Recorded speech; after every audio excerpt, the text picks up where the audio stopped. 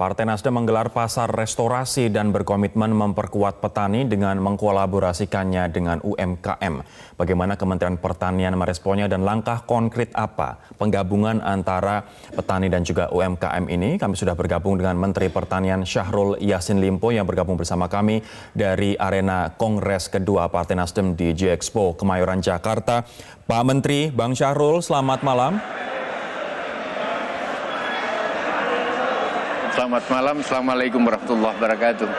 Waalaikumsalam. Terkait dengan penggabungan antara petani dengan UMKM, akan seperti apa konkretnya, apa yang baru, apa yang inovatif?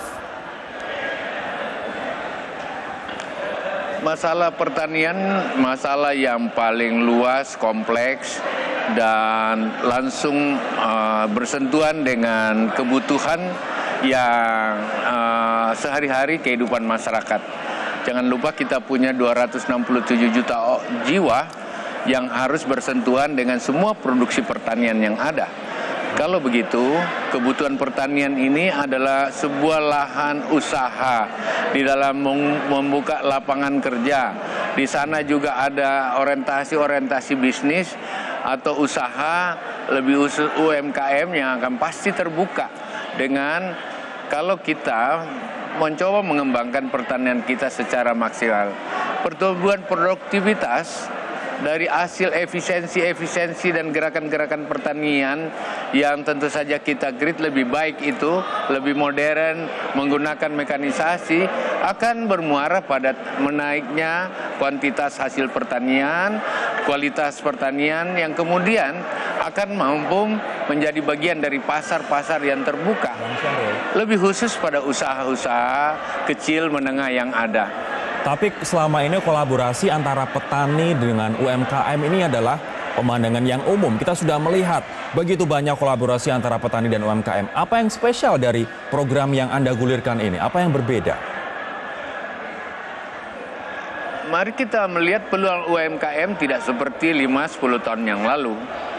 Kemajuan teknologi, kemajuan berbagai online sistem yang hadir dalam kehidupan keseharian yang ada sudah menjadi sebuah jawaban bahwa peluang mereka untuk berusaha yang lebih luas dan lebih jauh jangkauannya dan mampu menjadi pasar yang lebih besar ini menjadi sesuatu yang masif, yang sesuatu yang pasti akan para pelaku-pelaku ekonomi kecil itu akan terbuka. Dan di desa-desa, di kecamatan-kecamatan, di kabupaten-kabupaten akan lahirlah usaha-usaha seperti ini. Kalau begitu, usaha kecil menengah atau UMKM yang harus didorong oleh semua pihak, termasuk oleh berbagai partai yang ada, lebih khusus untuk Nasdem, untuk mendekatkan berbagai usaha kecil menengah itu pada pendekatan-pendekatan digital dan frekuensi yang memang menjadi bagian. Atau katakanlah, pasar mereka bisa akses dari link-link yang ada dalam Android yang mereka pegang sekarang ini. Sekarang ini pemerintah dalam hal ini Kementerian Pertanian akan bersama-sama kementerian lain termasuk koperasi untuk mencoba menggridnya itu.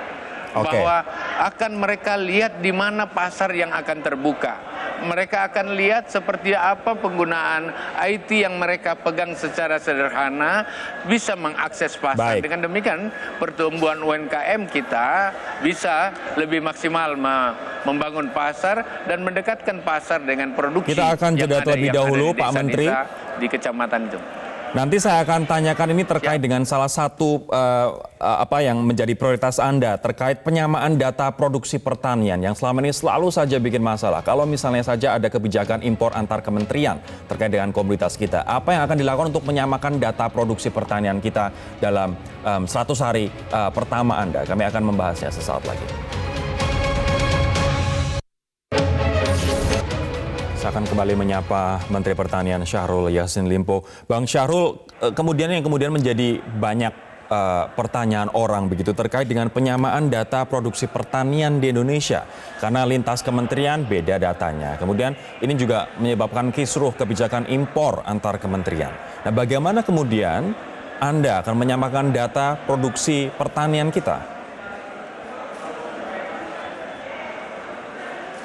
Sebenarnya sih kita kan negara besar.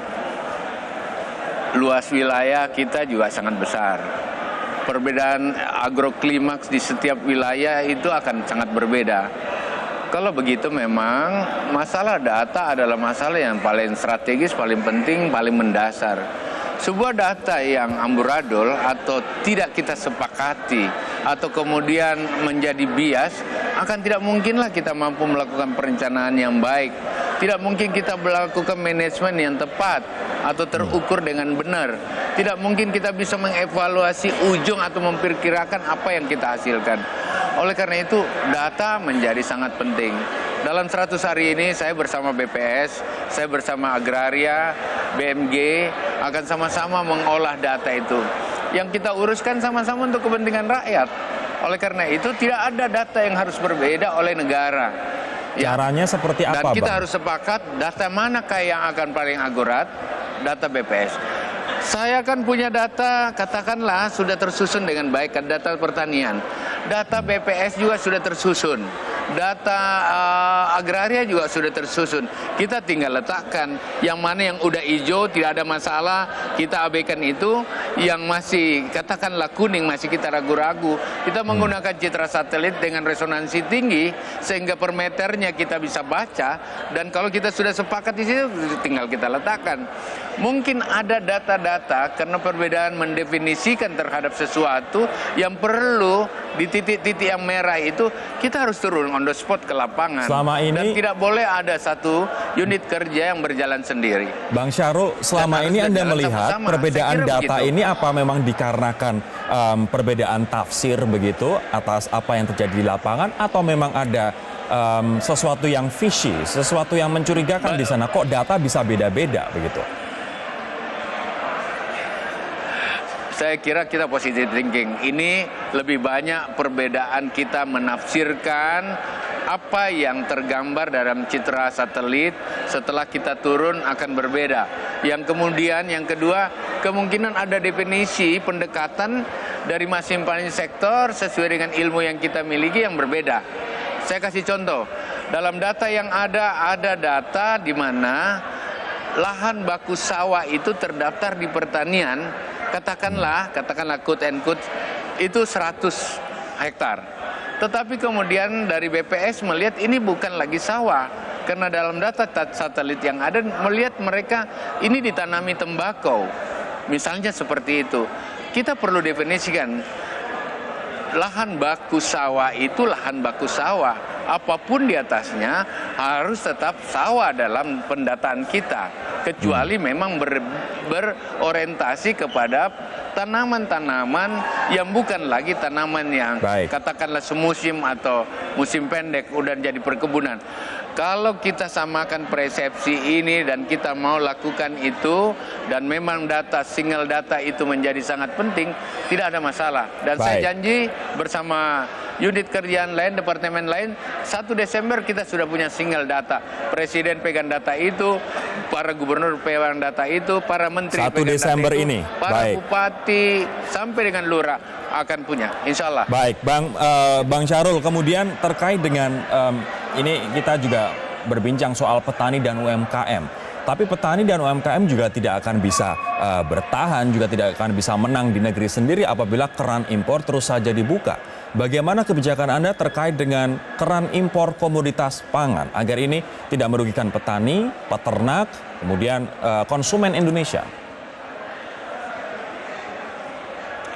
Kebijakan yang utama dari kita adalah bagaimana memperkuat kemampuan dalam negeri ini agar semua yang menjadi kebutuhan kita bisa siapkan secara maksimal yang ada di negeri. Oleh karena itu memang harus yang kita dahulukan kemampuan kita, dan ini yang kami lagi usahakan secara maksimal bersama lain, dan ini sudah menjadi pendekatan yang Bapak Presiden perintahkan pada kita semua. Oleh karena itu, kalau toh terpaksa sekali, sudah tidak ada jalan lagi, semua sudah dikatakanlah sudah sampai di leher dan tidak ada usaha lagi, barulah kita membuka keran lain dari manapun. Tetapi sepanjang kita mampu usahakan, kata itu sebaiknya kita tidak dapatkan lagi. Saya akan coba usahakan seperti itu.